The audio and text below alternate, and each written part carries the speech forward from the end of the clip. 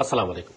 जे तव्हां ख़बर आहे त पाकिस्तान जे तारीख़ जूं इंतिहाई अहम चूंडूं थियण पियूं वञनि 8 फरवरी 2024 ते। इंतिहाई अहम छो जो ही चूंडूं पाकिस्तान जी हक़ीक़ी आज़ादी ऐं हक़ीक़ी ख़ुदि मुख़्तारी जो फ़ैसिलो कंदियूं। जीअं त तव्हां सभिनी खे ख़बर आहे त असां तहरीक इंसाफ़ वारनि खां असांजो हक़ीक़ी निशान जेको बेट आहे उहो साज़िशुनि ऐं मनसूबनि जे ज़रिए खसियो वियो आहे। हाणे असांजा जेके बि उम्मीदवार हुआ उहे आज़ाद तौर ते इलेक्शन में हिसो वठी रहिया आहिनि। उन में वोट ॾियण ऐं असांजे हक़ीक़ी उम्मीदवार ताईं पुॼण जे लाइ 8 आसान तरीक़ा आहिनि जेके मां तव्हां सां शेयर करणु थो चाहियां। सभ खां पहिरें त 8300 यानी 8300 ते पंहिंजो शनाख़्ती कार्ड नंबर या जंहिंजो बि वोट ॾियणु चाहियो था उन जो शनाख़्ती कार्ड नंबर मैसेज कंदा त तव्हां ताईं तव्हांजो हल्को नंबर NA ऐं तव्हांजो ओरिजिनल जेका पोलिंग स्टेशन हूंदी जंहिं ते तव्हांखे वञी करे वोट ॾियणो आहे उहा मैसेज में अची वेंदी तव्हांखे। उन खां पोइ ॿियो नंबर इहो आहे त पाकिस्तान तहरीक इंसाफ़ पंहिंजी ऑफिशियल सोशल मीडिया ऑफिशियल जेका वेबसाइट आहे insaf.pk ऐं उन खां पोइ हिकु पोर्टल ठाहियो आहे PTIcandidates.com PTIcandidates.com। इन ते वञी करे तव्हां पंहिंजो हल्को नंबर लिखंदा NA जो NA फलाणी त पंहिंजो उन ते तव्हांजो NA जो उम्मीदवार ऐं उनजो निशान साम्हूं अची वेंदो। अगरि तव्हां पंहिंजो सूबाई ॼाणणु था चाहियो त उन ते वञी PS फलाणो त तव्हांखे PS जो उम्मीदवार जो नालो ऐं उनजो इंतिख़ाबी निशान साम्हूं अची वेंदो। 3 नंबर पॉइंट पंहिंजो ओरिजिनल शनाख़्ती कार्ड खणी वञणु पोलिंग स्टेशन तमामु लाज़मी आहे छो जो ओरिजिनल खां सवाइ हू अगरि तव्हां वटि फोटोकॉपी बि हूंदी त क़बूल कोन कंदा इलेक्शन कमीशन वारा।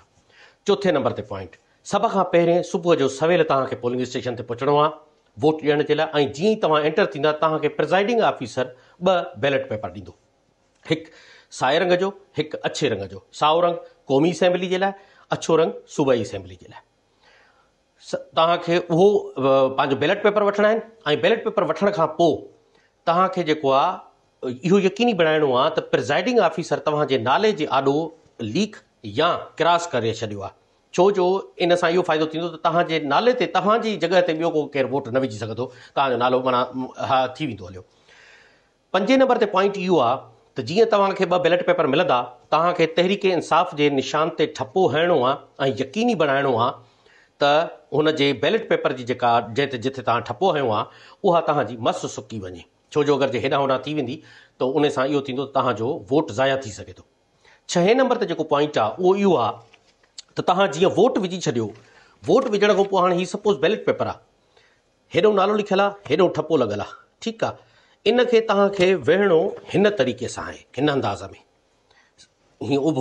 उभो वेहणींदा त ज़ाहिरी आहे हेॾो नालो हूंदो हेॾो जे अगरि उहो ठपो तव्हांजो हेॾां होॾां थी बि वञे थो त उनजो ख़ैरु आहे। उन खां पोइ हीअं तव्हांखे हिन खे वेढ़े ऐं तव्हांखे जेको आहे सो बैलेट बॉक्स में विझणो आहे। 7 नंबर पॉइंट इहो आहे त जेको क़ौमी असेंबली वारो बैलेट पेपर आहे साए रंग जो उहो तव्हांखे साए ढक वारे बॉक्स में विझणो आहे ऐं जेको सूबाई असेंबली वारो अछे रंग जो पेपर आहे उहो तव्हांखे अछे रंग जे ढक वारे बॉक्स में विझणो आहे। उन खां पोइ आख़िरी पॉइंट इहो आहे त जीअं तव्हां ॿाहिरि निकिरंदा तव्हांजे आङूठे ते खाॿे आङूठे ते हिकु निशान हयो वेंदो कारो, लीक ॾिनी वेंदी, उहो निशान जो फ़ोटो कढी तव्हांखे सोशल मीडिया ते वायरल करिणो आहे जीअं रहियल खोयल नौजवाननि खे नंढनि वॾनि खे पोड़नि खे सभिनी खे असांजी भेणुनि माउनि खे सभिनी खे पैगाम वञे हुननि खे जज़्बो मिले हू बि निकिरनि ऐं पंहिंजे वोट जो हक़ अदा कनि। निज़ाम बदिलियो पाकिस्तान बदिलियो, पाकिस्तान